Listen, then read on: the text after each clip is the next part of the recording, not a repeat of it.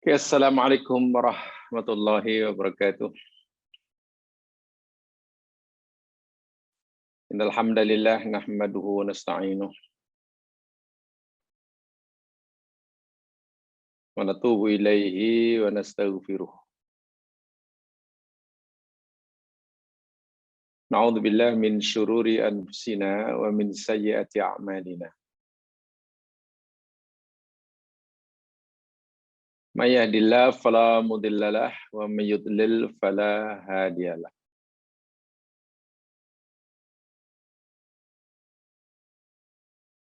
Asyhadu an la ilaha illallah wahdahu la syarikalah wa asyhadu anna Muhammadan abduhu wa rasuluh.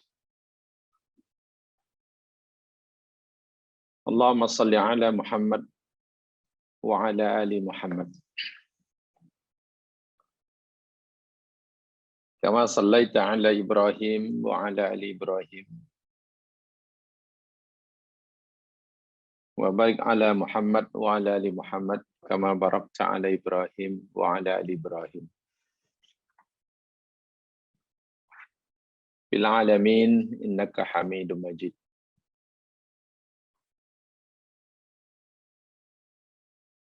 Bismillahilladzi la yadurru ma'asmi syai'un fil ardi wala fis sama' wa huwas samiul alim.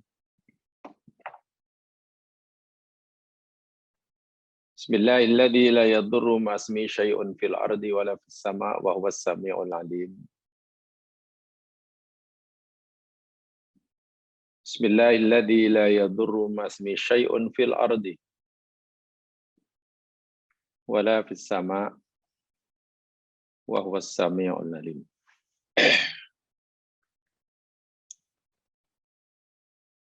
Rabbi shrah li sadri wa yassir li amri wa hlul 'uqdatam min lisani yafqahu qawli.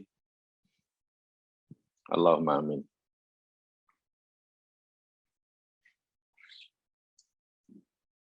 Didoakan mudah-mudahan semuanya dalam keadaan sehat walafiat, jasmani dan rohani, sentiasa di bawah lindungan Allah Subhanahu wa taala.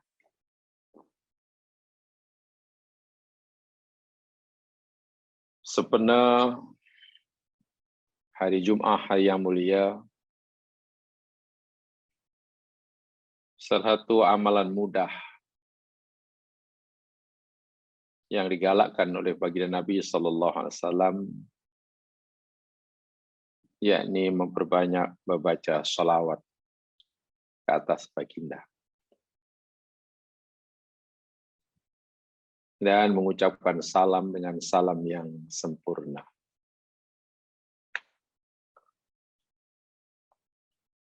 Sebab itu marilah kita ucapkan salawat ke atas Nabi dan salam ke atas baginda. Allahumma salli ala Muhammad wa ala ali Muhammad. Kita ucapkan salam ke atas baginda. Assalamu alayka ya Rasulullah. Jangan lepaskan peluang sepenuh hari Jumat untuk memperbanyakkan sholawat, sedekah, dan amalan-amalan yang lain yang dituntut. Para pendengar yang dirahmati Allah sekalian, kita akan teruskan sedikit kajian tafsir kita surat Yunus.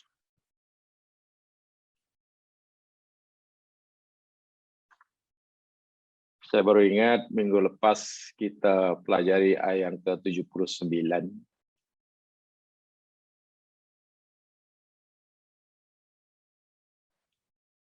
Saya ingin mengulangi bahwa Nabi Musa alaihissalam, ini penting poin ini kaitannya dengan fiqh dakwah. Saya katakan sekali, saya ingatkan bahwa saya menyampaikan sesuatu yang berkaitan dengan fiqh dakwah yang boleh kita ambil daripada kisah dakwah Musa alaihissalam pada Fir'aun dan kaumnya khasnya.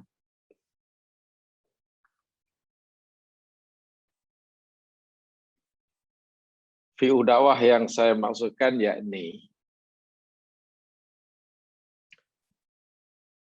bagaimana Musa alaihissalam sentiasa punya peluang, atau bagaimana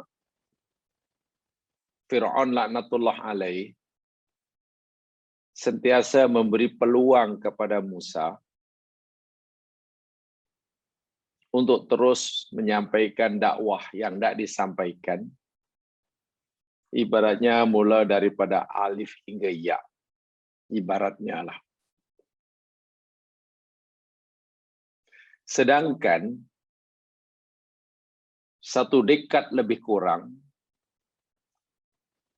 Musa dikehendaki nyawanya oleh Fir'aun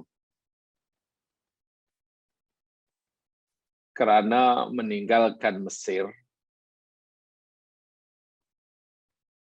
Oleh sebab dikejar-kejar oleh Fir'aun dan tenteranya, dikehendaki nyawanya. Oleh sebab Musa diyakini oleh mereka, didakwa oleh mereka telah melakukan satu kesalahan besar, yakni membunuh kaum Fir'aun. Ditumbuk kaum ini, Musa ingin menolong kaumnya, dipukulnya, tanpa niat membunuh, kaum Fir'aun pula mati. Diberi nasihat oleh orang yang telah meyakini dan mengimani Musa, tetapi menyembunyikan keimanannya untuk segera meninggalkan Mesir. Selepas lebih kurang 1 dekad, Musa sebenarnya masih dikehendaki nyawanya. Hidup atau mati oleh Fir'aun. Setelah Fir'aun gagal, tenteranya gagal mengesan dan menangkap Musa, lebih 1 dekad lebih kurangnya, Musa pula kembali ke Mesir. Bahkan datang ke istana Fir'aun. Ini luar biasa. Pertanyaannya, kenapa Fir'aun laknatullah alaih tidak terus saja menangkap Musa lalu dibunuhnya, sebagaimana selama 10 tahun dia gagal mencarinya, menangkapnya. Sekarang datang tanpa dijemput, sudah berada di hadapannya. Tapi malah diberi peluang oleh Fir'aun, atau bahkan Musa sentiasa punya peluang untuk terus menaikkan dakwah kepada mereka, istilahnya mulai dari alif hingga ya. Ini penting untuk kita jadikan teladan. Bagaimana orang yang dikehendaki nyawanya oleh musuh malah punya peluang kesempatan yang luas, yang banyak, untuk terus menyampaikan dakwahnya, istilahnya mulai dari alif hingga ya. Ini menarik. Bukankah sudah 10 tahun Fir'aun mencari Musa untuk ditangkap, hidup atau mati? Sekarang sudah ada di hadapannya, tanpa mereka mencarinya. Kenapa terus tangkap dan penjarakan aja, paling tidak, atau dibunuh sebagaimana mereka hendaki? Sebaliknya malah terus diberi peluang. Hingga boleh katakan Nabi Musa telah berjaya menyampaikan seluruh dakwah yang Allah sudah sampaikan pada mereka. Atau dalam bahasa saya, yakni bagaimana Musa punya Istilahnya dakwah bernafas panjang. Dakwah bernafas panjang, sedangkan ia orang yang dicari-cari oleh Firaun. Inilah pengajaran yang bagi saya sangat penting kaitannya dengan fiqhud dakwah.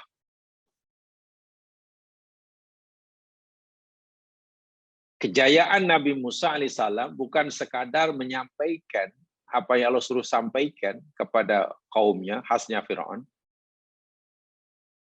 Tapi kejayaan Nabi Musa yang patut kita contohi ialah bagaimana Nabi Musa masih terus punya peluang untuk menyampaikan ajarannya kepada orang yang membencinya. Ini luar biasa susahnya.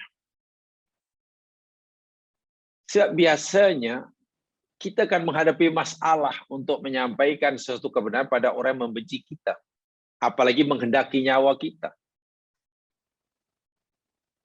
Apa rahasianya? Sehingga orang yang membenci Musa, yang menghendaki nyawanya selama 10 tahun, malah memberinya peluang berdakwah bebas. Bermula daripada berdakwah ke kalangan istana. Mulai dari Firaun kepada besar-besar negara. Berdakwah pada keluarga istana. Hinggalah berdakwah pada seluruh rakyat Mesir. Dan pihak Firaun pula yang susah payah menghimpunkan rakyat Mesir di satu tempat untuk mendengar dakwah Musa.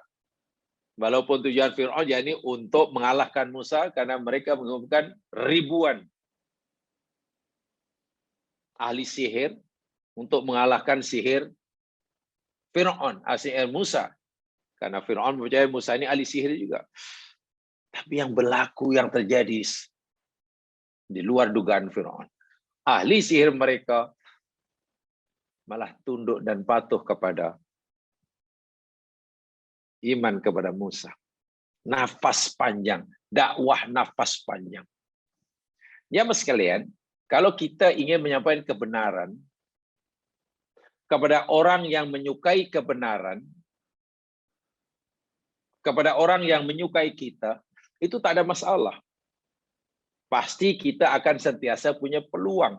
Hari ini boleh, esok boleh, lain boleh. Ya, karena orang itu menghendaki, menginginkan apa yang kita nak sampaikan. Peluang, nafas dakwah kita panjang. Tapi coba, kita disuruh menyampaikan kebenaran kepada orang yang membenci kita. Punya peluang sekalipun itu sudah beruntung. Ya, punya sekalipun sudah beruntung. 2 kali lagi beruntung. Mereka terima atau tidak itu soal lain. Tapi Musa, Masya Allah. Nabi Musa terus mendapatkan peluang menyampaikan kebenaran ajaran Allah kepada kaumnya yang membencinya, termasuk Firaun. Hingga mereka dibinasakan. Bahasa mudahlah. Jika katalah Allah suruh kepada Musa untuk menyampaikan 10 perkara, 10 ajaran Allah kepada Firaun, katalah ada 10 lah sebagai perumpamaan untuk mudahnya. Dan Musa berjaya menyampaikan ke 10, ke semua 10 itu. Walaupun akhirnya Firaun menolaknya, itu cerita lain. Yang saya nak sampaikan, apa rahasianya? Sehingga Nabi Musa alaihissalam saya punya cara dakwah nafas panjang ini. Mereka terima atau tidak itu bukan soal Nabi Musa. Masalahnya bagi seorang pendakwah, kita semua pendakwah, macam mana supaya kita sentiasa punya peluang untuk menyampaikan dakwah hatta kepada orang yang membenci kita. Ini penting sekali dalam fiqh dakwah ya mas sekalian. Sebab kadang-kadang kita benar, yang kita sampaikan benar, tapi kita hanya berjaya menyampaikan sekali aja. Wahal yang kita nak sampaikan ada 100. Kita baru sekali, mereka sudah tolak kita. Mereka sudah tolak kita, mereka sudah ban kita, mereka sudah halau kita. Kalau itu berlaku, adakah itu kesalahan mereka yang menjadi objek dakwah semata-mata? Atau jangan-jangan kita kehilangan peluang untuk menyampaikan kebenaran yang sebenarnya ada 100, tapi baru menyampaikan 1, sudah tidak punya peluang. Kesalahan itu berpunca daripada diri kita. Ini penting dalam dakwah. Masalah nanti orang yang kita sampaikan dakwah itu beriman atau tidak, itu cerita lain. Allah sahaja yang boleh membuka hati mereka. Tugas kita sebagai penyampai kebenaran, penyampai agama, macam mana supaya kita ini sentiasa punya peluang menyampaikan, hatta pada orang yang membenci kita sekalipun. Menyampaikan dakwah pada orang yang menyukai kita, itu senang lenang. Tapi menyampaikan kebenaran dakwah pada orang yang memusuhi kita, bahkan menghendaki nyawa kita, itu susahnya luar biasa. Rupanya ada rahasianya. Rahasianya dari awal-awal lagi, Nabi Musa telah diingatkan oleh Allah. Karena orang-orang yang akan menjadi objek dakwah Nabi Musa ini, bukan orang yang mudah mendengar. Bukan orang yang lembut hatinya. Bukan orang yang menyukai Musa. Sebenarnya yakni orang-orang yang menghendaki nyawa Musa, yang selama ini mencari Musa hampir 1 dekad tetapi gagal. Dan mereka sebenarnya belum lagi mengurungkan niatnya untuk tangkap Musa, hidup atau mati. Tiba-tiba Musa datang jumpa mereka. Itu kan macam nak mengulurkan leher untuk dikerat, itu ibaratnya.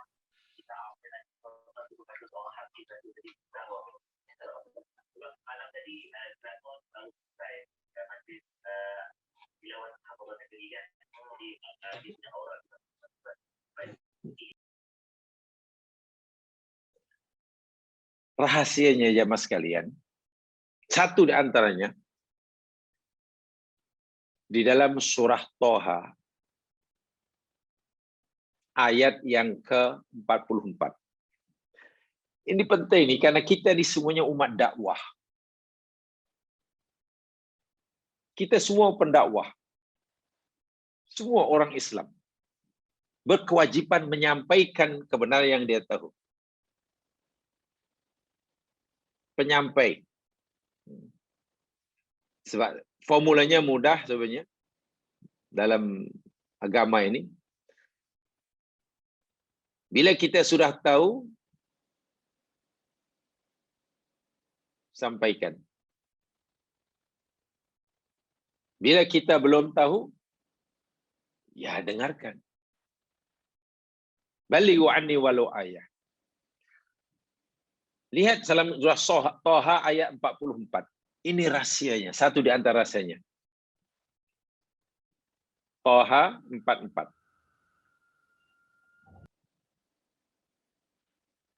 Allah Subhanahu wa taala berpesan kepada Musa dan Harun. Panjang lebar pesanannya, pesanan Allah. Tapi saya sampaikan yang ini saja, ayat yang ke-44. Faqula lahu qawlan layyina la'allahu yatadzakkar aw yakhsha. Faqula, lalu katakan olehmu berdua wahai Musa dan Harun, Harun sebagai pembantunya. Lahu baginya Fir'aun qaulan layyina. Ini dengan perkataan yang lemah lembut. La'allahu yatadzakkar, boleh jadi. Ya, kamu boleh berharap. Bila kamu sudah menyampaikan dengan qaulan layyinan, kamu punya harapan. Boleh punya harapan. Yatadzakkar. Dia nanti akan ingat. Akan menerima peringatanmu. Akan menjadikan apa yang kamu sampaikan sebagai peringatan. Aw yakhsha. Ya, atau boleh jadi dia akan timbul rasa takut. Itu sudah jadilah. Okeylah itu. Akan menerima apa yang kamu sampaikan sebagai peringatan buat mereka. Atau mungkin apa yang kamu sampaikan itu akan menimbulkan rasa khosyah dalam hati mereka. La'alla itu kan harapan, itu roja. Ini rahasia dia rupa-rupanya. Qaulan layyina. Dalam bahasa agama ini dipanggil fiqhud dakwah. Dan ini kewajiban kita sebagai penyampai. Setiap kita adalah penyampai kebenaran. Satu perkara yang tidak boleh diabaikan oleh kita ketika menyampaikan kebenaran, yakni ini contohnya. Sampaikan, katakan pada dengan qaulan layyina. Perkataan yang lemah lembut maknanya, jemaah sekalian, seakan-akan Allah mengingatkan kepada Musa. Bukan seakan-akan, bahkan memang. Tapi seakan-akan Allah berfirman begitu, wahai Musa, kamu kena ingat. Orang yang kamu nak sampaikan dakwahku ini bukan sembarang orang. Ia raja, bahkan ia mengaku dirinya Tuhan. Yakni Fir'aun. Pengikut setianya bukan sedikit.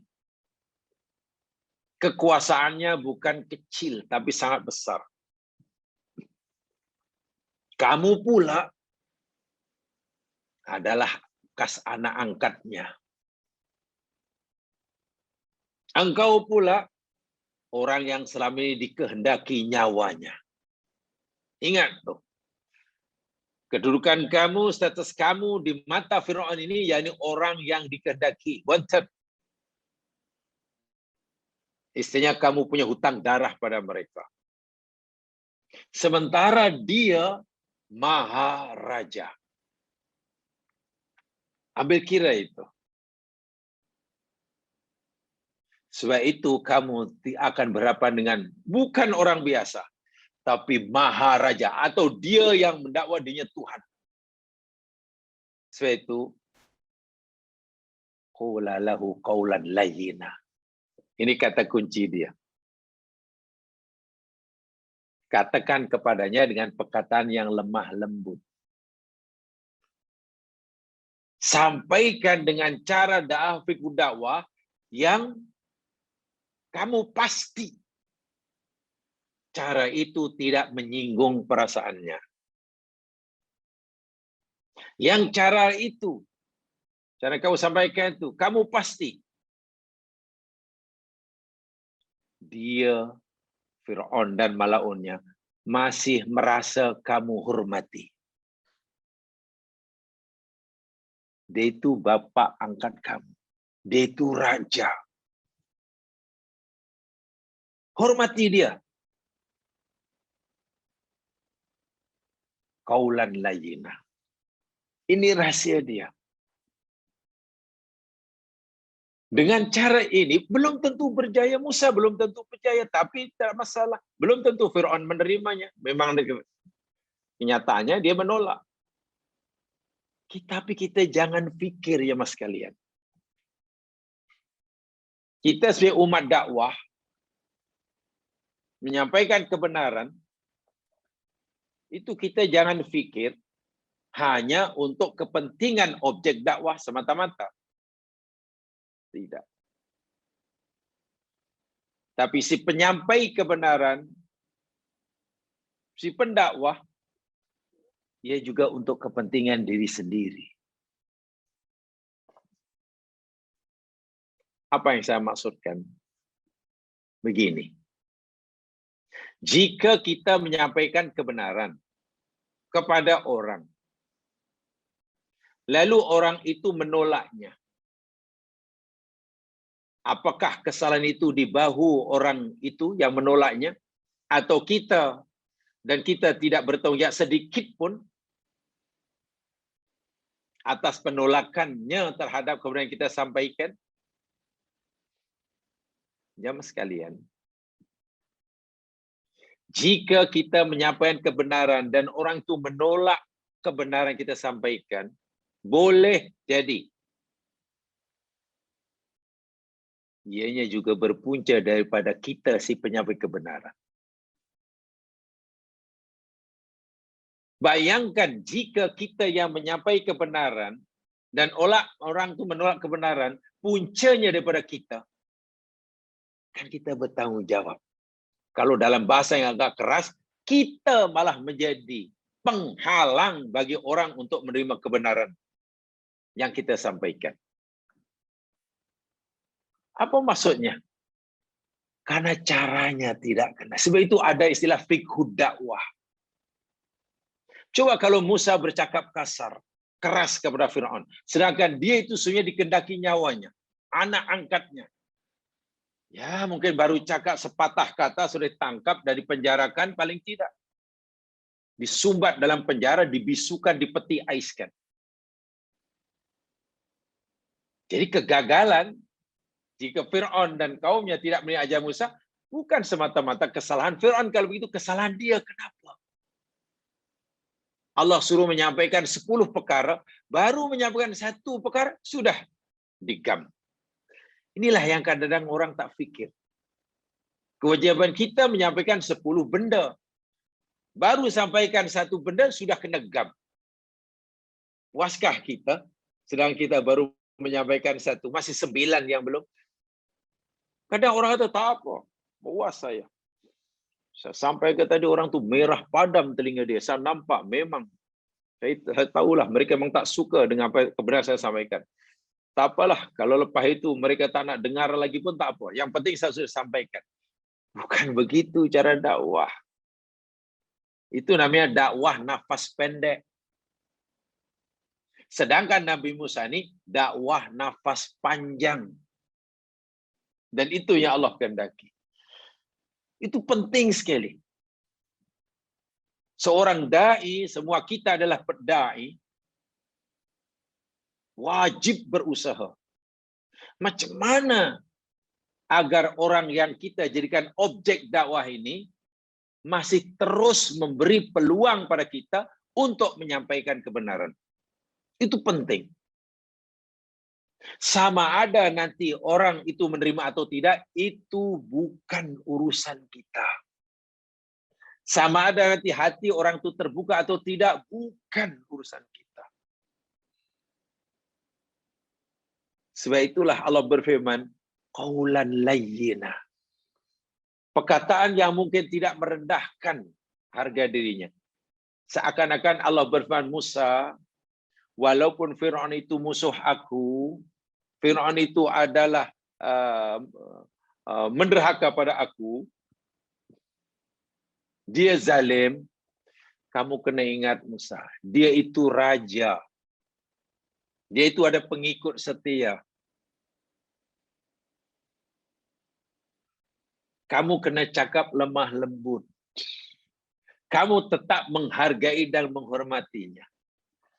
Jangan banyak menggunakan kalimat-kalimat ayat-ayat menghukum. Itu bahaya itu.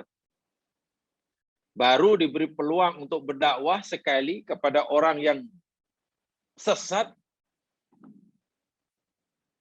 Mungkin cakap setengah jam, semua kalimatnya yakni ayat-ayat menghukum. Ini ya larilah orang. Lari. Dan bila lari, kita sudah tidak punya peluang lagi untuk menyampaikan kebenaran, sedangkan ayat-ayat Allah yang belum kita sampaikan masih ribuan. Baru kita menyampaikan satu ayat, mereka sudah lari. Macam mana pula yang ada, kita akan menyalahkan mereka, atau jangan-jangan kesalahan itu Allah bebankan pada kita. Allah akan tanya, kenapa aku suruh kamu menyampaikan 1000 ayat? Kenapa baru satu ayat? Mereka sudah lari. Takkan kita, ya Allah, mereka itu memang degil, ya Allah, itu kamu. Jangan-jangan kamu yang salah. Ya. Rasul SAW, Masya Allah, itu ikutan kita. Lihat saya dakwah Nabi. Walau kunta faddan ghalizal qalbi lan faddu min haulik. Wahai Muhammad, jika kamu bersikap kasar, hati kamu langsung tidak ada menaruh kasih sayang, pasti mereka lari meninggalkan kamu. Tengok. Itu Rasulullah yang orang yang serba hebat dari segala aspeknya. Itu pun diingatkan oleh Allah.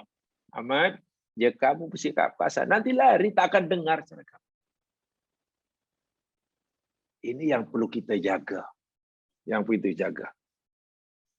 Akhirnya Musa berjaya. Jangan kita fikir Musa gagal dalam berdakwah pada Fir'aun. Musa tetap berjaya. Walaupun Fir'aun hingga akhir hayatnya bersama pengikutnya tetap menolak. Itu bukan, tidak dibebankan pada Musa.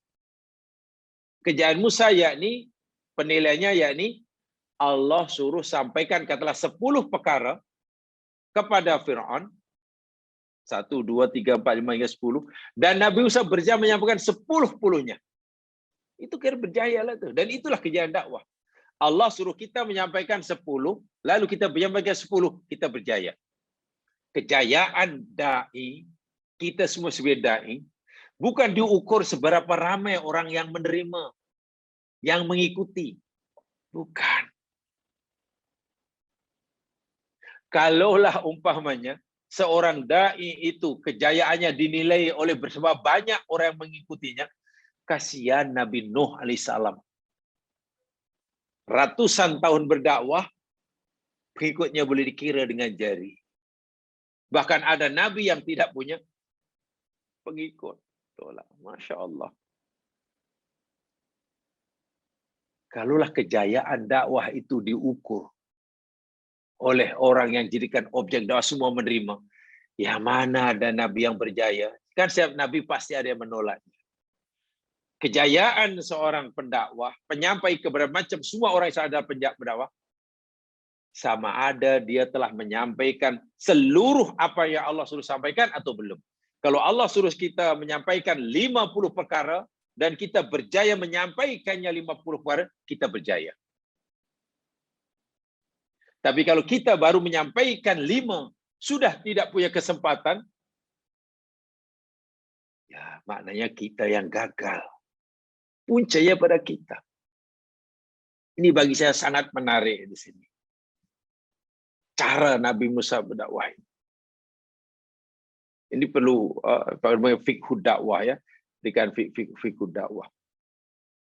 Jadi bukan yang penting aku sampaikan orang itu nanti lari ke tidak, ni singgung tidak, itu sih. Dan memang tidak mudah ya, memang tidak mudah. Setiap kita pastilah ada kelemahan. Berdakwah pada orang yang suka mendengar, tak ada masalah. Berdakwah pada orang yang menyukai kita, tak ada masalah. Tapi berdakwah pada orang yang tidak suka kita, bahkan memusuhi kita, bahkan menghendaki nyawa kita, coba kita lakukan. Susahnya luar biasa. Nabi Musa oleh Allah disuruh menyampaikan kebenaran, pertama sekali kepada siapa? Orang yang menghendaki nyawa Musa, yakni Fir'aun. Beratnya luar biasa. Yaitu ketika Nabi Musa mohon kepada Allah, pertama macam mana ya Allah, Aku punya hutang darah kepada mereka. Bila nanti aku baru nak sampaikan, kemudian mereka tangkap aku dan bunuh aku macam mana? Lagi pula aku bukan jenis orang yang pandai cakap. Kan dia kata Rabbi Shrah li sadri itu kan doa yang diberikan oleh Musa karena merasa dirinya ada kekurangan dalam cakap, kurang petah. Lalu mintalah, mohon pada Allah agar Allah dijadikan pembantu, agar Harun dijadikan pembantunya oleh Allah. Dan nasihat Allah yang terakhir, setelah doa Nabi Musa dikabulkan, oke, sekarang Harun aku jadikan kamu bantu. Sekarang aku akan hilangkan dia punya ketidakfasihan kamu bercakap. Tapi satu hal Musa, qula lahu qawlan layyina. Katakan kepada Firaun dengan ucapan yang lemah lembut. Sebab siapapun dia, apapun dia, walaupun dia kafir, musuhku, dia itu raja. Dia itu raja. Betul, dia itu sesat. Musuh aku, musuh kamu. Tapi kamu kena tahu, dia itu raja, ada rakyat, ada pengikut, punya harga diri. Jangan sekali-kali kamu bercakap kasar, menyinggung perasaannya, walaupun dia musuhku. Oh, luar biasa fikih dakwah dalam ayat ini. Dan akhirnya Musa berjaya. Adakah Musa berjaya berdakwah pada Fir'aun? 100% berjaya. Macam mana Nabi Musa boleh katakan berjaya berdakwah pada Fir'aun? Bukan Fir'aun mati karena kekufuran. Kejayaan seseorang dalam berdakwah bukan diukur seberapa banyak orang yang menerima dakwahnya, tapi kejayaan orang berdakwah diukur sama ada dakwahnya itu menepati, mengikuti apa yang Allah tetapkan atau tidak. Bila Allah suruh kita menyampaikan 10 perkara dan kita berjaya menyampaikan ke 10-nya, itu kira berjaya lah tu. Qaulan layyinan diikutinya, qaulan balighan diikutinya, dan seterusnya. Sudah, bukan, oh kalau ramai punya berjaya, kalau sikit tak. Oh tidak, kasihan Nabi Nuh kalau begitu tidak berjaya. Nanti bertanggung jawab sebab anak dan istrinya pun tidak beriman. Gagal, apakah Nabi Nuh gagal? Tidak, Nabi Nuh berjaya 100%. Sungguh pun anak dan istrinya menolaknya. Jadi kejayaan jalur dakwah bukan dinilai berapa banyak orang yang mengikutinya, bukan. Tapi minta maaf kan kadang-kadang ada jamaah sekalian. Bila orang berani cakap mengutuk orang dan orang lari malah, oh bagus orang itu, berani sungguhlah. Akhirnya semua orang lari, hebat dia. Bukan begitu. Ada fikih dakwah. Nabi makhluk yang paling sempurna segala-galanya. Rasulullah itu makhluk yang paling sempurna segala-galanya. Akhlaknya tip-top. Tidak ada manusia yang akhlaknya lebih mulia daripada Rasulullah.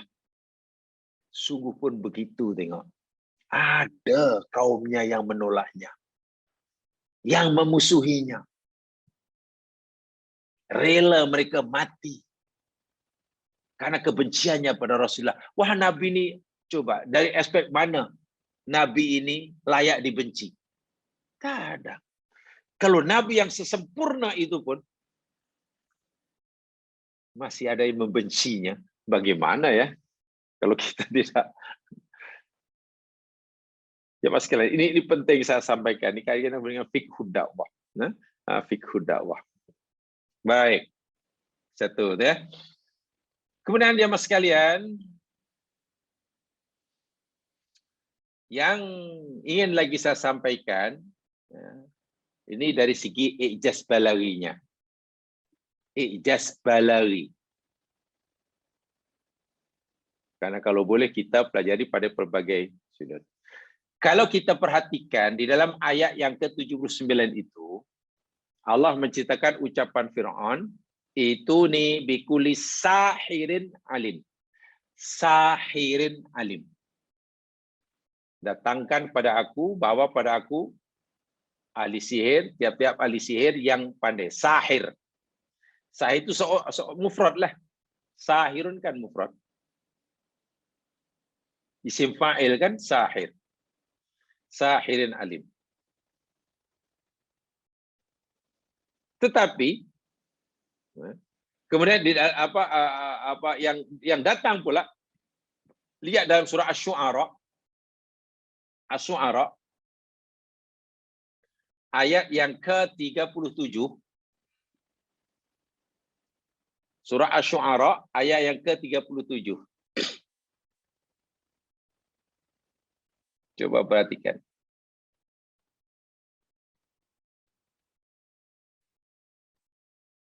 Surah Asy-Syu'ara ayat yang ke-37, Allah Subhanahu wa taala berfirman, qalu, saya baca di ayat 36 dulu. Qalu arjih wa akhahu. Malaun berkata, memberi cadangan kepada Firaun. Wahai tuanku Firaun, janganlah Musa ini kita tangkap sekarang. Kan baru berdakwah pada kita pihak istana.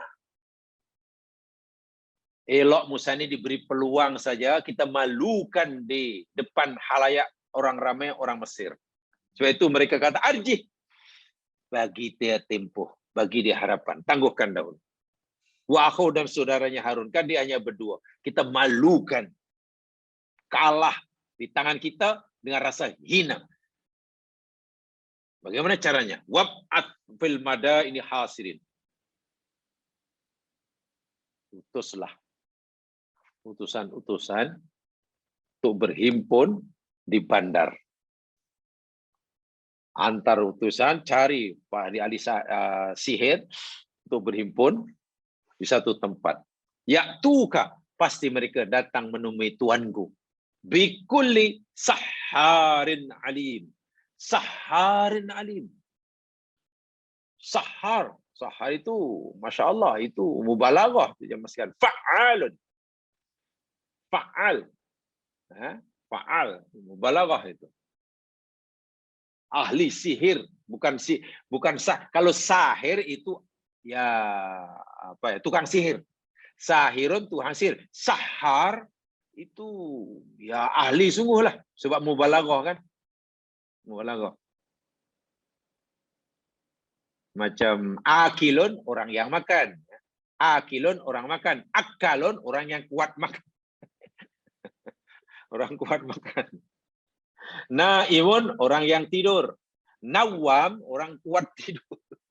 Kuat tidur. Jadi sahirun, ahli sihir, tukang sihir. Sahar itu dah ya, pakar lah namanya. Dah apa ya, ahli sungguh lah. Sungguh. Nah, pertanyaannya tadi kembali kepada ayat ini. Kenapa di dalam surah apa tadi yang saya sampaikan tadi dalam surah Al-A'raf atau dalam ayat yang kita pelajari ini, Allah Subhanahu wa taala menceritakan ucapan Firaun, datangkanlah kepada aku tiap-tiap sahir. Sahir itu ahli sihir, isim fa'il. Sahir isim fa'il. Sahar itu wazan mubalaghah. Kenapa berbeza? Apa beza antara sahir, ahli sihir, dengan sahar? Demikian juga di dalam ayat-ayat yang lain pun. Dalam surah Al-A'raf pun, in hadza, ketika Fir'aun, Malaun berkata pada Fir'aun, inna hadza la sahirun alim. Sahir, ahli sihir. Bahkan dalam surah Al-A'raf, lihat dalam surah Al-A'raf ayat 112. Al-A'raf 112.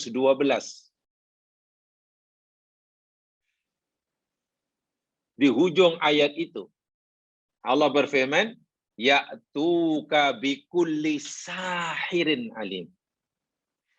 Pasti mereka datang menemui engkau. Ya'tuka, mereka datang menemui engkau bisahir. Apa? Bikulli sahir. Dengan membuat tiap-tiap sahir, isim fa'il juga, alim yang pandai. Sahir. Itu isim fa'il. Kenapa pula dalam surah Asy-Syu'ara 37, ya'tuka bikulli sahar. Sahar itu ahli. Itu kan yang apa namanya mubalaghah itulah. Kenapa ada perbezaan?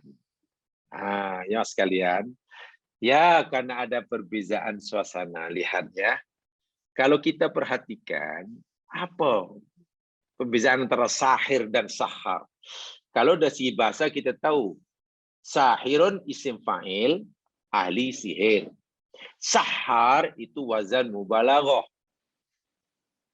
Jadi wazan mubalaghah itu maknanya apa ya kalau bahasa lainnya? Kalau sahir untuk ahli sihir, sahar apa ya? Sebab ini contohnya kalau kata-katalah umpamanya akilun orang yang makan, isim fa'il. Akilo orang yang makan. Akal orang yang kuat makan. Akalun orang kuat makan. Naimun orang yang tidur. Nawam kuat tidur. Qailun orang yang bercakap. Qail bercakap, berkata. Qawwal itu kuat borak, kaki borak. Jadi kalau sahirun ahli sihir, sahar, ya maknanya lebih lah. Nah, kenapa ada perbezaan kalimat? Di dalam surah Al-A'raf 112, ya'tuka bikulli sahirin alim. Tapi dalam surah Asy-Syu'ara, dalam surah Asy-Syu'ara ayat 37, ya'tuka bikulli saharin alim. Ya sekalian, ini kaitan dengan ijaz balaghi. Bukan bermakna Quran tidak konsisten. Sebenarnya sahir ke sahar, kedua-duanya. Kenapa dalam surah Asy-Syu'ara ayat 37 Allah gunakan sahar? Kenapa jemaah sekalian? Lihat ya. Tujuannya karena Musa ini jemaah sekalian, dalam pandangan Fir'aun, dalam pandangan anggapan malaun Fir'aun, bukan ahli sihir biasa. Saya ulangi. Pada mulanya Fir'aun dan malaun mengira Musa ini sebagai ahli sihir, sahir. Ya. Kan mula-mula datang, tunjukkan tongkat jadi ular. Nah, tangan keluar cahaya, oh dia pun ahli sihir. Sama dengan yang kita punya, sahir. Tapi setelah melihat kehebatan Musa yang mereka tuduh sebagai ahli sihir ini bukan ahli sihir biasa Musa ini. Kalaulah kita lagakan kepada ahli sihir kita, nampaknya kalah kita. Ahli sihir kita kalah. Sebab Musa bukan ahli sihir biasa. Musa ini mungkin bapa ahli sihir. Lebih daripada itu. Sebab itulah malaun mencadangkan kepada Fir'aun, bila kita nak mengalahkan Musa, kita jangan hanya mengumpulkan ahli sihir biasa. Kita mesti pilih ahli sihir yang hebat, yang sudah punya nama, yang sudah punya track record. Dan jangan hanya seorang. Sebab itu jangan hanya sahir tuanku. Tapi kena baca sahar. Yang kita hadapi ini bukan ahli sihir biasa. Tengok. Ini anggapan mereka. Sebab itu dalam surah Asy-Syu'ara, tadi saya katakan, ayat ke-37, mereka kata sahar. Dikulis sahar.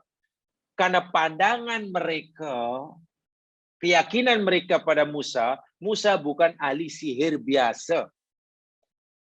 Tapi Musa ini maha guru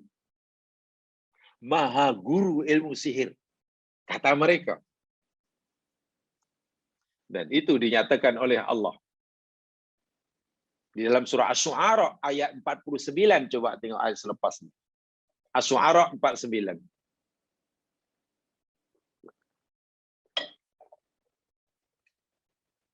Apa kata dia? Apa kata Fir'aun? Qala, berkatalah Fir'aun, amantum lahu. Hai kamu ahli sihir-sihir, sahir-sahir, yakni ahli-ahli sihir yang amateur inilah. Ahli sihir yang amateur ini. Amantum lahu. Adakah kamu nak beriman kepada orang ini, kepada Musa? Qabla an adzana lakum. Tengok. Sebelum aku memberi izin kepada kamu. Innahu lakabirukum. Tengok. Fir'aun pun melihat Musa ini bukan ahli sihir biasa. Innahu, dia Musa, lakabirukum. Sungguh. Tu double taukid tu. Inna ada lam lagi. Sungguh Musa ini kabirukum. Dia ahli sihir macam kamu, hanya dia tu imam. Dia tu kepala. Jadi ahli sihir dia bukan biasa itu. Itu sihir tingkat tinggi. Alladzi 'allamakumus sihr. Jadi status kamu dengan Musa ini memang kamu murid, dia cikgu. Sebab dia yang mengajar. Dia layak mengajar sihir. Ilmu kamu hanya ilmu kamu peroleh, ilmu kecil. Kecil. Tengok. Jadi ketika mereka melihat Musa sebagai ahli sihir biasa, ahli sihir biasa, karena mereka belum nampak mukjizat Musa yang lebih, mereka hanya kata, Fir'aun hanya kata dalam ayat 79 itu, qala Fir'aun, itu ni bikuli sahirin alim. Bikuli sahirin alim. Karena waktu itu Fir'aun dan Malaun melihat Musa ini hanya ahli sihir biasa. Gitulah. Tapi selihat Nabi Musa menunjukkan Allahu Akbar dengan kehebatannya itu, gini, ini dan seterusnya. Ini bukan ahli sihir biasa ini. Ini cikgu, ini apa namanya, ini sihir. Maka ahli-ahli sihir, Malaun mencadangkan pada Fir'aun, tuanku, kita tak boleh hadapi Musa dengan ahli sihir biasa, tak boleh. Dengan sahir tak boleh. Tapi kita dengan sahar. Dengan sahar. Itu selepas mereka tahu, atau selepas mereka meyakini, Musa bukan ahli sihir biasa. Kata mereka. Tapi Musa itu sifu ahli sihir. Sifu sihir. Dia tak tahu Nabi Musa itu Nabi. Yang diperlihatkan bukan sihir, tapi mukjizat. Tapi mereka buta. Tengok. Jadi ada perbezaan di situ. Kenapa di sini gunakan sahir? Di sini ada sahar. Sahar alim. Itu bermakna ada semacam perubahan dalam cara pandang Malaun Fir'aun, termasuk Fir'aun kepada Musa. Kalau pada awal dakwah Musa, Fir'aun dan Malaun yang melihat Musa ini hanya sebagai ahli sihir biasa, sebagaimana ahli sihir yang dikuasai oleh Fir'aun, tapi setelah melihat, ini bukan sebiasa ini. Setiap tempoh hari ketika ahli sihir aku tunjukkan bakatnya, ubah tali jadi ular, aku tak takut. Malaun tak takut. Malaun tak takut, tak ada orang takut dengan ular ahli sihir.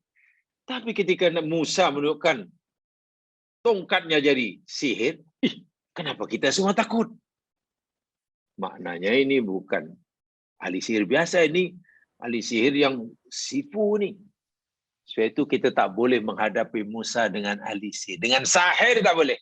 Walaupun alim. Tapi dengan sahar yang alim. Tengok tu perubahan bahasa Al-Quran. Di sini ada ijaz lugawinya namanya. Ada ijaz lugawi. Jadi bukan tak ada tujuan, ya. Walaupun mungkin terjemahannya sama. Di situlah asyiknya mengkaji bahasa Al-Quran. Itu salah satu contoh sajalah, sekadar contoh saja. Jadi disesuaikan. Ketika bahasa ayat mudah begini, ketika Fir'aun dan Malaun yang melihat Musa sebagai ahli sihir biasa, maka Musa pun hanya Fir'aun pun hanya menyerahkan sahir saja. Tak apalah, letak anda sihir-sihir, nanti kalah lah. Lagi pula Musa kan hanya seorang, dibantu oleh saudaranya. Tapi ketika melihat kehebatan Musa, ini bukan ahli sihir, ini bukan sahir nih. Ini bukan sahirun, ini dah sahar. Maka kita mesti lawan dia dengan sifu-sifu sihir. Dia lupa dan dia tidak yakin sama sekali, tidak tahu sama sekali, sikit pun, bahwa Musa itu sebetulnya adalah Nabiullah. Yang diperlihatkannya bukannya sihir, tapi mukjizat. Mukjizat. Orang yang tak reti, ya tak boleh beza mana ular sihir, mana ular mukjizat. Sebab itulah, tengok, falamma ayat berikutnya. Mari kita baca berikutnya. Tolong yang pertama tadi sangat penting ya, yang saya sampaikan dalam mukadimah tadi. Fikih dakwah itu penting sungguh. Sangat penting. Sebab jangan sampai kita sebagai pendakwah, ya pendakwah ini jamaah setiap orang Muslim, ya. Setiap orang Islam, saya, jamaah sekalian, yang laki, yang perempuan, yang lihat di mana saja, pendakwah. Setiap kita ini pendakwah. Kan hadis Nabi, balighu anni walau ayah. Sampaikan dalam satu ayat. Ini yang keyakinan saya, setiap orang Islam itu pendakwah. Hanya saya dalam istilah kita ini, di negeri kita ini, pendakwah hanya golongan-golongan tertentu, itu masalahnya. Dan saya tidak mengikuti fahaman yang seperti itu kalau saya bicara tentang dakwah. Bila sebut dakwah dan pendakwah, semua orang Islam adalah pendakwah, dai. Walaupun mungkin punya kapasiti yang berbeza-beza, bidang yang berbeza-beza. Tapi saya tak nafikan, dalam negara kita hanya bila sebut dakwah, pendakwah, hanya kumpulan tertentu, itu masalahnya. Sehingga ramai orang yang merasa dirinya bukan pendakwah. Itu kesalahan besar sekali dalam agama. Di dalam agama, setiap orang Islam itu pendakwah. Sebab itu kalau orang Islam tidak merasa dirinya sebagai pendakwah, itu salah besar. Itu salah besar. Saya kata tadi, setiap kita adalah pendakwah. Pendakwah. Bagi pendakwah, itu penting sekali. Dan yang penting yakni sama ada dia nanti berjaya menyampaikan seluruh perkara yang Allah suruh kita nyampaikan atau tidak. Itu kejayaan pendakwah. Kejayaan seorang dai, semua kita dai, bukan dinilai dari seberapa banyak orang yang mengikutinya. Bukan. Bukan. Tapi kejayaan seorang dai ditentukan oleh sama ada semua yang Allah suruh sampaikan ini telah disampaikan atau belum. Allah suruh kita sampaikan 10. Kemudian kita telah berjaya menyampaikan 10 sebagaimana yang Allah perintahkan. Yang kamu sampaikan mesti ini ya, 1, 2, 3, ini 10. Cara kamu menyampaikan mesti begini ya. Ini caranya, ini. Cara. Jadi bukan hanya benda saja yang perlu kita sampaikan, benda yang Allah suruh sampaikan, tapi cara penyampaian itu mesti ikut Allah. Itu namanya pendakwah yang berjaya. Tapi kalau dakwah kita nilai berjaya tidak bergantung pada berapa banyak orang mendengar. Allahu Akbar. Seberapa banyak orang yang menonton. Allahu Akbar. Bagi saya tidak begitu. Itu penyanyi-penyanyi Bollywood, bintang-bintang Hollywood, itu pendengarnya, penontonnya luar biasa itu jamaah. Bahkan ada histeria. Bahkan histeria. Jadi bukan dinilai daripada seberapa banyak yang mendengar. Tapi dinilai saya sama ada yang Allah suruh kita sampaikan 10 kan 10. Kita telah menyampaikannya 10 semuanya atau belum? Kalau kita baru menyampaikan 5, kemudian orang dah tak mau dengar, kita gagal. Yang kedua, sama ada kita menyampaikan ini ikut cara yang Allah suruh atau tidak. Jadi bila 2 ini kita penuhi, Allah suruh kita sampaikan 10 sudah, cara kita menyampaikan ikut apa yang Allah tetapkan pun sudah, dakwah itu kira berjaya. So itu semua Nabi berjaya. Kejayaan Nabi adalah diukur dengan kayu ukur ini. Bukan diukur seberapa banyak pengikutnya. Kalau diukur, Masya Allah, Nabi gagallah sedikit banyak. Karena tidak semua umat Nabi mengikuti Rasulullah. Tengok Nabi Nuh. Berapa umatnya? Tapi akan Nabi Nuh gagal? Tidak. Berjaya. Ini yang perlu kita perhatikan betul-betul. Allah, jadi ada berapa apa yang Allah suruh sampaikan, satu. Kedua, bagaimana cara yang Allah suruh kita menyampaikan. Dua poin itu. Setelah disampaikan itu ya mas sekalian, maka semua kita berjaya. Tapi tengok apa yang berlaku ayat yang ke-80. Ya. Falamma ja'as saharah. Maka tatkala telah datang ahli sihir. Saharah jamak daripada sahir. Qala lahum Musa. Berkatalah kepada mereka oleh Musa. Musa berkata pada mereka ahli sihir, ayam tambatan Fir'aun ini. Alqu. Campakkan oleh kamu. Ma antum mulqun. Apa saja yang kamu hendak campakkan. Waktu itu sihirnya sederhana ya. Musa dengan tongkatnya, mereka dengan tali-tali dan tongkat-tongkat. Tali-tali dan tongkat-tongkat. Jadi ini sebenarnya Musa ini menjawab jamaah sekalian. Ini jawaban Musa sebetulnya terhadap permintaan ahli sihir. Saya nak tunjukkan ya pertolongan Nabi Allah Subhanahu wa taala kepada Nabi Musa. Lihat firman Allah Subhanahu wa taala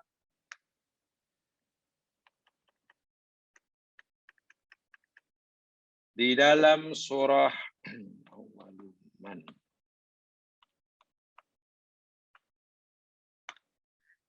lihat dalam surah Toha.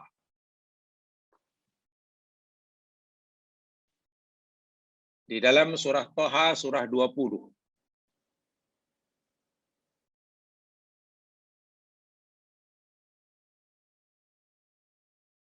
Ayat yang ke-65.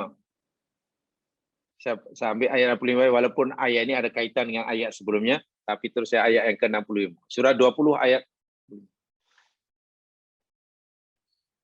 Ya, saya sedikit bicara tentang fiqh dakwah di sini. Sedang material dakwahnya, madatud dakwah semua tahu, Al-Quran dan hadis Nabi. Tak jadi masalah. Madatul mawadud dakwah, material dakwahnya semua sepakat, Quran dan hadis Nabi. Itu penting. Tapi ada satu perkara yang perlu kita pelajari, kita pahami sebagai dai. Setiap muslim ada dai, yakni fiqhud dakwah. Itu perlu sekali. Kita sudah tahu apa yang kita nak sampaikan, Quran dan hadis Nabi. Tapi ada syarat yang tidak kalah pentingnya. Kita juga mesti tahu bagaimana cara kita menyampaikannya. Atau lebih keras lagi, bagaimana supaya kita masih tetap punya peluang untuk menyampaikan kebenaran. Itu penting sekali. Peluang untuk menyampaikan kebenaran itu penting sekali jamaah sekalian. Mungkin ada yang belajar tentang ta'limul muta'alim ya. Ta'limul muta'alim, kita ta'limul muta'alim. Atau mungkin kalau belajar tentang pendidikan mungkin ada istilah pedagogik. Mungkin ada belajar paham tentang pedagogik. Ada istilah dalam bahasa Arab at-tariqatu ahammu minal madah. Dalam dunia pembelajaran ada istilah at-tariqatu ahammu minal madah. Cara mengajar itu lebih penting daripada pelajarannya itu sendiri. Itu dalam ilmu tarbiyah. Cara mengajar itu lebih penting daripada apa yang nak disampaikan. Sebab itulah disusun sedemikian rupa cara-cara mengajar. Al-Quran itu penuh ayat-ayat dakwah, ayat fiqh dakwah, bukan dakwah, fiqh dakwah banyak sekali. Dan telah dicontohkan oleh Rasulullah. Fiqh dakwah dalam istilah sangat-sangat penting. Sebab bila cara salah, nanti pelajaran tidak akan sampai. Walaupun sebenar apapun. Walaupun sebenar apapun. Sebab itu, dan saya yakin jamaah semua setuju itu, dalam peperiksaan katalah, matematik umpamanya, ada pelajar itu jawab soalan, langkah kerjanya betul. Cikgu yang memeriksa nih, cantik langkah kerja ini betul nih. Tapi kenapa hasil akhirnya itu salah? Langkah kerja 100% betul, tapi hasilnya salah. Yang B pula, langkah kerjanya kacau. Tak apa-apalah langkah kerja. Memang tak langsung. Tapi hasilnya betul. Sakit markahnya lebih tinggi yang pertama. Yang langkah kerjanya betul, walaupun hasilnya silap. Daripada yang hasilnya betul, tapi langkah kerjanya kacau. Tak apa. Jangan-jangan budak ini tiru kawannya. Itu dipanggil at-tariqah ahamu minal madah itu begitu. Islam khasnya ajaran yang sangat-sangat mementingkan tariqah. Tariqah itu dakwah. Coba lihat ayat yang ke-65. Qalu, mereka ahli sihir Fir'aun berkata, Ya Musa, wahai Musa, imma antul qiyah, sama ada engkau nak mencampakkan dahulu tongkatmu itu, mana sama ada engkau yang lebih dahulu nak menunjukkan kepakaran sihirmu, kepakaranmu dalam bermain sihir, wa imma annakuna awwalaman alqa, atau dan sama ada kami yang lebih dahulu mencampakkan tali-tali kami, tongkat-tongkat kami, atau kami dahulu yang hendak menunjukkan kepakaran kami bermain sihir. Ini pertolongan Allah ya mas sekalian. Ahli sihir ketika jadi ayam tambatan Fir'aun untuk mengalahkan Musa alaihissalam yang mereka yakini juga sebagai ahli sihir, hanya dia sihir peringkat tinggi, menawarkan sesuatu pada Musa. Musa, gini Musa, sebelum kita bertarung secara fair, secara jantan, sama-sama nak jantan, sekarang kami ingin menawarkan pada kamu lah. Pilih satu di antara dua. Sama ada kamu yang nak menunjukkan kepakaranmu bermain sihir, buatlah apa saja. Atau kami yang terlebih dahulu menunjukkan kepakaran kami bermain sihir. Musa sangat bijaknya meskilah. Jawaban Musa dalam ayat 66 itu tengok. Qala bal alqu. Musa dengan pantas menjawab bal alqu. Oh, tidak. Bahkan kamu. Sila kamu tunjukkan kepakaran kamu main sihir. Tunjukkan. Alqu. Jangan ada ilmu sihir kamu yang kamu masih simpan. Jangan. Ini sebetulnya pada awalnya begitu. Jadi mereka menawarkan kepada Musa, siapa yang lebih dahulu menunjukkan kepakarannya bermain sihir, Musa kah ataupun ayam tambatan Fir'aun. Mereka tawarkan itu. Dalam ayat-ayat yang kita pelajari, surah Yunus ayat yang ke-80 ini tidak ada tawaran itu, sebab itu dalam ayat yang lain. Dalam ini terus saja, falamma ja'a saharatu, ketika datang, hari sihir sudah datang, Musa terus kata, alku, campakkan aja. Tapi sebenarnya sebelum Musa menyuruh mereka menunjukkan kepakaran kepintaran main sihir, mereka memberi tawaran terlebih dahulu, suruh pilih kepada Musa. Musa, kau pilih satu di antara dua. Kamukah yang menunjukkan dahulu kepandaian kamu bermain sihir, ataupun kami dahulu? Ini penting ya mas sekalian, saya sampaikan daripada kaitannya surah. Karena ini lagi satu pertolongan Allah Subhanahu wa taala. Ingat, ini lagi satu pertolongan Allah kepada Musa. tanpa mereka sadari. Ingat ya, Nabi Musa adalah nabi. Suruh Allah menyampaikan dakwanya. Katalah, ada 10 perkara yang Nabi Musa mesti sampaikan pada Firaun. Katalah, dakwah Nabi Musa itu ada 10. Nabi Musa akan dianggap berjaya oleh Allah sebagai nabi penyampai risalah jika 10 perkara ini telah disampaikan semuanya. Tapi kalau baru disampaikan 5 sudah ditangkap dan dibunuh umpamanya, ya namanya Musa gagal. Masalahnya macam mana hendak menyampaikan 10 perkara yang Allah wajibkan kepada orang yang tidak menyukainya. Coba. Kepada orang yang menghendaki nyawanya. Oh, luar biasa. Coba. Kalau kita disuruh menyampaikan dakwah jamaah sekalian, 10 perkara kepada orang yang mau mendengar dakwah kita, itu senang. Percayalah, senang. Menyampaikan dakwah kebenaran kepada orang yang memang inginkan kebenaran, menunggu kita untuk menyampaikan, senang. Tapi coba, kita diwajibkan, disuruh oleh Allah menyampaikan kebenaran kepada orang yang membenci kebenaran, bahkan benci pada kita. Dan yang Allah suruh sampaikan itu ada 10. Ya, jangan 10, mungkin nak sampai 1 pun kita gagal. Baru nak assalamualaikum mereka sudah lari. Baru nak assalamualaikum mereka sudah lari. Atau mereka belum lari tapi baling batu pada kita. Coba macam mana? Inilah saya katakan fiqh dakwah yang sangat-sangat penting. Mempunyai nilai fiqh dakwah yang luar biasa. Yang kadang-kadang diabaikan oleh kita sebagai dai. Sebagai dai. Tapi Musa, ingat, awal-awal sudah diingatkan oleh Allah. Musa berada di pihak yang benar. Berhadapan dengan Fir'aun berada di pihak yang salah. Musa 100% benar. Fir'aun dan kepercayaan 100% salah. Sungguh pun begitu.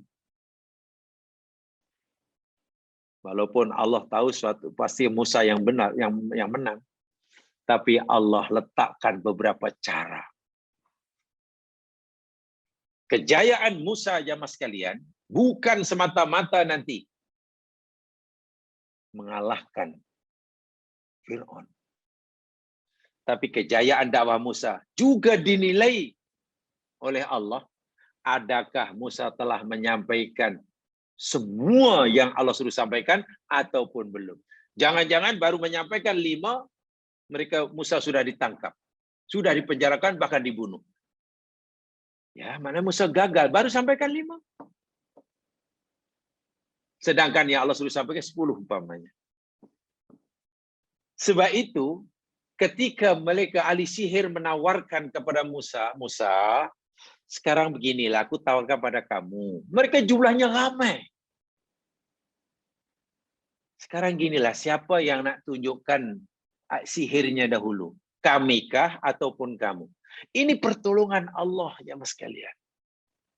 Ini pertolongan Allah. Mereka boleh sahaja menyuruh, memaksa Musa untuk menunjukkan kepintarannya bermain sihir. Sebab mereka yakin Musa ini ahli sihir. Musa, kami ini orang ramai. Kami ini orang ramai. Jadi kami nak suruh kamu tunjukkan sihir kamu. Sejauh mana kepintaran kamu? Mereka boleh paksa Musa. Mereka berada di pihak yang ramai, yang kuat. Apalagi mereka ini ayam tambatan Fir'aun. Boleh paksa Musa apa? Tapi tengok. Karena Nabi Musa ini ikut cara yang Allah tetapkan. Qula lahu qawlan layyina. Itu dipegang oleh Musa. Akhirnya Allah tolong Musa. Apakah pertolongan Allah kepada Musa yang tanpa disedari oleh musuh-musuhnya? Pertolongan Allah pada Nabi Musa dalam berdakwah pada Fir'aun tanpa disadari oleh Fir'aun dan ayam tabatannya, ahli sihir, yakni ahli sihir menawarkan kepada Musa. Nak tunjukkan Musakah yang nak tunjukkan ahli sihirnya lebih dahulu atau mereka? Tawaran ini pertolongan Allah ya mas sekalian. Ini pertolongan Allah. Kenapa saya katakan ini pertolongan daripada Allah kepada Musa? Jangan kita anggap remeh, jangan kita anggap kecil. Tawaran ahli sihir Fir'aun kepada Musa, siapa yang nak menunjukkan kepintarannya bermain sihir. Ini jangan anggap remeh. Ini pertolongan Allah yang luar biasa. Di mana nilai pertolongannya? Jamaah boleh bayangkan, jika sekiranya Nabi Musa menunjukkan mukjizatnya terlebih dahulu. Katakanlah ahli Musa menunjukkan mukjizatnya. Sebab tongkat Nabi Musa bukan sihir, tongkat dari ular betul, namanya mukjizat. Dan sebetulnya Fir'aun yang maharaja waktu itu, ahli sihir yang jumlahnya ribuan itu boleh paksa Musa, boleh paksa, tak perlulah ditahu. Kan Musa hanya berdua dengan Harun. Paksa aja Musa, kau tunjukkan dahulu. Kau jangan mana-mana. Kami ahli sihir diraja, royal magician. Tapi tahu apa akan berlaku jika kata Nabi Musa tunjukkan dahulu sini? Pertandingan lawan sihir itu akhirnya jadi gagal aja mas sekalian. Saya yakin pasti gagal. Gagal karena ahli sihir tak jadi menunjukkan kepintarannya bermain silap mata. Kenapa? Karena ular Nabi Musa dilihat oleh sihir pun ular juga. Sebenarnya ular sihir ini hanya boleh dilihat ular sihir, orang campak tali, nampak macam ular, yang melihat itu ular hanya penonton. Tapi ahli sihir, yang sama ahli sihir melihat tali lah. Tongkat lah. Tak akan berubah apa-apa. Sihir tidak boleh mengubah hakikat sesuatu. Sebab yang disihir bukan bendanya, yang disihir pandangan mata orang. Saya ulangi, katalah saya ahli sihir, lalu saya pegang pensel. Dan pensel ini kemudian saya pegang-pegang tarik-tarik, tiba-tiba jadi roti umpamanya. Jadi roti umpamanya.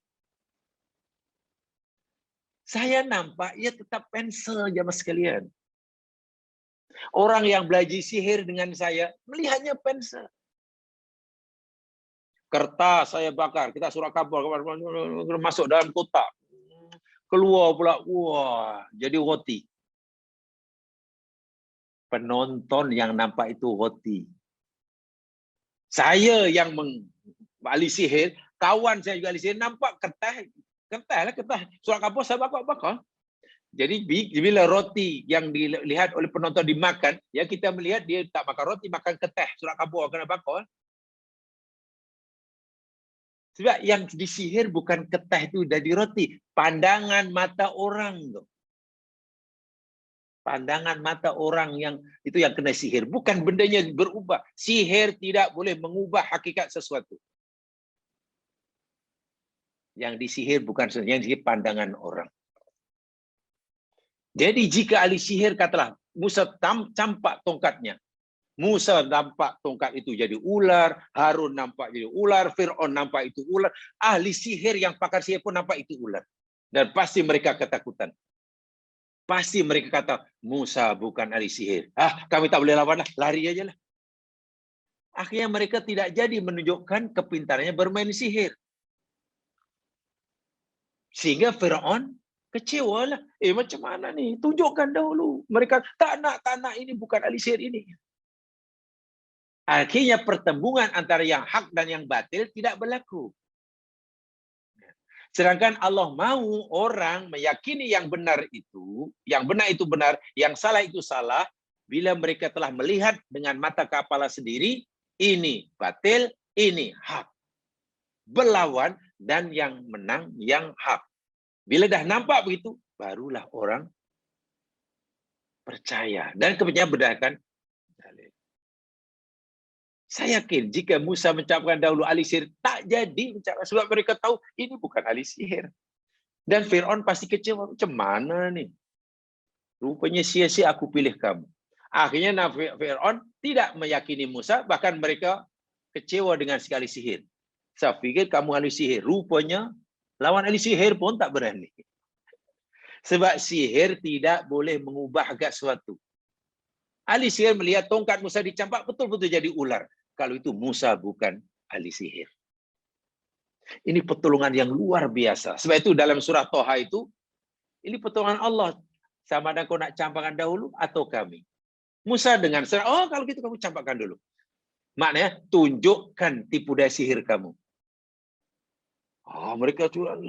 Dan mereka bangga. Oh, ini percaya. Bukan mereka nampak tongkat dan talinya betul aja ular. Penonton termasuk Fir'aun yang bukan ahli sihir melihat tongkat-tongkat mereka itu berubah seakan-akan ular hidup. Bertepuk tanganlah. Bertepuk tangan karena sudah. Ya, ahli Fir'aun senyum sajalah melihat semua orang tepuk tangan. Ahli sihir campakkan tongkat, dalam pandangan ahli sihir tongkat tetap tongkat, tidak jadi ular. Dulu ada kawan saya semasa masih menuntut. Dia ambil fakulti Usuluddin. Saya ambil syariah, Quran, hadis. Kawan ambil Usuluddin. Karena Usuluddin dia banyaklah bersentuhan dengan benda-benda ini. Dan dia pernah belajar sihir karena dia nak tulis tesis, dan bertajuk dengan itu. Jadi macam mana nak tulis tesis kata bertajuk dengan sihir dan ilmu yang semakna dengannya jika sendiri tidak tahu ilmu sihir. Akhirnya ia minta izin kepada pensarahnya, ya konsalah kepada pensarah pada ini, boleh tak belajar sihir? Ya, tidak dibenarkan lah. Belajar kan tidak dibenarkan. Akhirnya si kawan saya ini mendesak, bagaimana kami tak dibenarkan belajar sihir? Macam mana kami nak menyusun tesis kami? Kami ini nak menyusun dan bersifat ini. Kalau kami tak tahu macam mana? Ya, setelah berpuja dengan bukan bukti-bukti. Sebab bukan diamalkan. Dia ingin menyusun satu tesis dia, kesarjanaannya, berkaitan dengan sihir karena dia fakulti Usuluddin. Ya. Jadi ingin belajar bukan untuk dipraktikan. Ingin tahu selok-beloknya sehingga tulisannya boleh, tesisnya boleh dipertanggungjawabkan. Bukan hanya teori. Ya, dikasih dapat keizinan. Setelah bincang pensarah-pensarah diizin. Akhirnya bincanglah. Ya, sihir yang kecil-kecilan itulah. Satu hanya sihir itulah. Wah, masukkan dalam tahap pen, masuk dalam kotak, keluar jadi roti. Depan kita ni di asrama tu, terkejut saya. Saya tanya, you nak makan? Ya, siapa nak makan sebab malam musuk tadi surat khabar. Surat khabar masuk dalam kotak, keluar jadi roti. Siapa nak makan? Jadi ada kawan saya yang makan dulu, makan. Sedap, boleh. Sedap. Jadi yang makan tu dia tanya, betul ke ini roti? Kata kawan saya yang belajar sihir ini, ya kamu rasa macam mana? Ya saya rasa macam roti. Habis, betul ke roti? Dia tak mengaku. Dia hanya kata, kamu rasa macam mana? Roti-roti. Setelah habis cerita dia, karena dia bukan ahli sihir, hanya belajar sihir sikit-sikit, nak menyusun satu tesis dia, kesarjanaannya. Dia cerita, yalah kamu fikir itu roti, sebab itu kamu makan roti, tapi saya nampak itu surat khabar lah. Sebab itu hakikatnya dalam hati saya, nak gelak juga ketika melihat kamu makan surat khabar, katanya. Jadi sihir tidak boleh mengubah hakikat sesuatu. Itulah. Jadi setelah mereka menunjukkan sihirnya, semua penonton tepuk tangan, Fir'aun pun bergembira, ini pasti banggakan. Sebab ular yang mereka ciptakan melalui tali-tali itu ribuan loh. Ribuan semua bergerak menurut pandangan mereka. Tapi ahli sihir tenang aja lah, menunggu macam mana Musa nanti. Sebab masa itu mereka masih yakin bahwa Musa adalah ahli sihir seperti mereka. Dan ular sihir tidak mungkin makan ular sihir. Tak mungkin. Tali mana boleh makan tali. Ahli sihir nampak tali-tali lah, tongkat-tongkat lah. Ketika semua penonton gembira, dan setelah Musa kata, campakkan je lah, campak. Yang mereka campakkan. Nah, saat itulah jamaah sekalian, setelah mereka ini sudah mengeluarkan segala kemariannya, Fir'aun pun yakin bahwa ayam tambatannya akan menang. Penonton pun yakin bahwa ahli sihir akan menang dan Musa selama ini pembohong. Ya, apalagi datanglah perintah Allah. Musa, campak tongkatmu itu. Tongkat Musa dicampak. Ya Mas Kiran. Bukan tongkat guna jadi ular. Bukan tongkat nampak ular. Memang ular betul. Sihir hanya mengelabui pandangan orang. Mukjizat boleh mengubah hakikat sesuatu. Daripada tongkat jadi ular. Ular betul, bukan ular. Kalau dibelah, ya ada darah dia. Siapapun yang menontonnya. Fir'aun ke, ahli sihir ke, Musa sendiri ke, ular tetap ular. Ular dilihat oleh Musa pun ular. Buktinya, ketika Musa baru dapat mujizat pertama ini di Tursina, sekembalinya daripada pengembaraan di Madian, kan Musa mula-mula takut ketika tongkatnya dicampak jadi ular di Tursina. Nak lari. Lalu Allah kata, tangkap Musa. Ya, sebab Musa pun nampak itu ular. Bukan tongkat lagi. Setelah ditangkap, baru jadi tongkat semula. Jadi, sihir tidak mengubah hakikat sesuatu. Sementara mukjizat boleh mengubah hakikat sesuatu. Coba. Fir'aun nampak itu ular, ahli sihir nampak itu ular, Musa pun nampak itu ular. Sementara ular-ular ahli sihir, Fir'aun nampak itu ular, penonton nampak itu ular, ahli sihir nampak itu itu tongkat bukan ular. Jadi itu ketika telah bisa tampakkan tongkatnya, jadi ular, Musa nampak itu ular, Fir'aun nampak ular, rakyat Mesir nampak ular, ahli sihir pun nampak ular. Dan menelan habis tongkat-tongkat mereka, bukan ular-ular mereka. Fir'aun melihatnya, ular Nabi Musa makan, telan ular ahli sihir. Penonton nampak itu. Tapi Musa melihat tidak begitu, ahli sihir pun tak melihat begitu. Ahli sihir nampak, ini bukan tongkat telan tongkat. Ini bukan ular telan ular. Ini betul-betul ular telan tongkat. Kalau begitu Musa bukan ahli sihir. Kalau Musa ini ahli sihir, pasti tongkat dicampak tetap tongkat. Seperti mana tongkat kami campak kalau sama-sama ahli sihir. Kalau itu Musa bukan ahli sihir. Musa pasti utusan Allah. So itu orang yang pertama-tama daripada kaum Fir'aun yang percaya pada Musa justru ahli sihir. Kenapa? Karena ahli sihir yang boleh membezakan mana ular sihir, mana ular mukjizat. Fir'aun tak boleh bezakan. Karena Fir'aun tak erti kedua-duanya. Penonton tak erti. Sekarang Anda bayangkan, jika Musa yang mencampakkan dahulu dan sihir, dia tak jadi mencampakkannya. Tak berlakulah perlawanan antara yang hak dan yang batil. Ini pertolongan Allah. Itu saya tak boleh bayangkan jika sekiranya lah ahli sihir tak memberikan peluang pada Fir'aun untuk bagi pilihan. Kau nak campak dulu ke kami nak campak? Saya tidak tahu apa yang berlaku. Jadi tergerak hati ahli sihir memberi tawaran kepada Musa. Sama ada engkau nak campakkan dahulu tongkatmu, atau kami yang nak campakkan dahulu tongkat kami. Itu adalah bentuk pertolongan Allah, jemaah sekalian. Sehingga Musa nanti berjaya menyampaikan dakwahnya 100%. 100%. Paham ya? Itulah. Jadi, dan mereka tak sedar sama sekali bahwa itu pertolongan Allah. Sebab, saya ulangi, jika Musa yang mencampakkan tongkatnya lebih dahulu dan betul-betul bertukar jadi ular, saya yakin 100%. Tak seorang pun ribuan ahli sihir itu yang berani menunjukkan kepakaran ahli sihir. Sebab sia-sia tongkat tampak jadi tongkat, tali tampak jadi tali dalam pandangan ahli sihir. Hanya dalam pandangan penonton sahajalah yang nampak itu ular. Sebab ahli sihir ini bukan mengubah sesuatu menjadi sesuatu yang lain.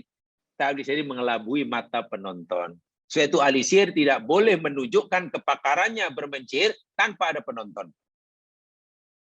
Percayalah, ahli sihir tidak boleh tunjukkan main sihir di bilik seorang-seorang, tak boleh.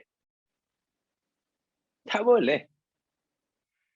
Jadi sihir ini menjadi atau tidak kena ada penonton. Kalau penonton semuanya tak tengok, ya tak akan. Beza dengan Nabi Musa, itu mukjizat. Ada penonton ke, tak ada penonton ke, tongkat tetap jadi ular kena kehendak Allah. Buktinya semasa di Tursina, hanya ada Musa seorang diri waktu itu, dapat wahyu, Allah suruh campakkan tongkatnya, bertukar jadi ular, Musa nampak ular. Tak ada orang menonton waktu itu. Dan Musa ketakutan, maklum pengalaman pertama. Dan itu penting.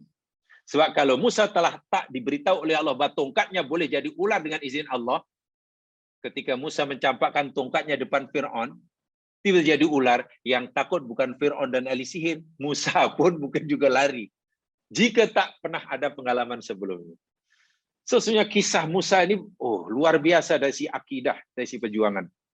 Saya ingin menyampaikan, betul-betul lah pertolongan Allah pada Musa ini jamaah sekalian. Ketara sekali. Dan karena Musa mengikuti, qula lahu qawlan layyina. Nanti Allah akan beri tolongan sini. Anda bayangkan kalau Fir'aun dan ahli sihir yang jumlahnya puluhan ribu memaksa Musa untuk menunjukkan kepandaian sihir dahulu. Kisahnya akan berubah. Ceritanya akan lain. Kalau Musa mencampakkan dahulu jadi ular, ahli sihir pasal lari lintang pukang. Termasuklah Fir'aun. Sehingga pertandingan antara yang hak dan yang batil tidak bertembung. Biarlah yang batil pun beri kesempatan untuk berlaga. Macam itulah caranya. Ja'al haq wa zaqal batil. Biar datang dulu yang batil. Batil, batil, batil. Nanti kebenaran datang, hapus. Memang begitulah cara Allah menegakkan kebenarannya. Wallahu alam. Insyaallah kita akan sambung pada soal yang lain. Subhanakallahumma bihamdika asyhadu an la ilaha illa anta astaghfiruka wa atubu ilaik. A'udzu syaitonir rajim. Wal 'ashr innal insana lafi khusr illa alladziina aamanu wa shalihat tawasaw bil haqq wa tawasaw bis sabr. Assalamualaikum warahmatullahi wabarakatuh.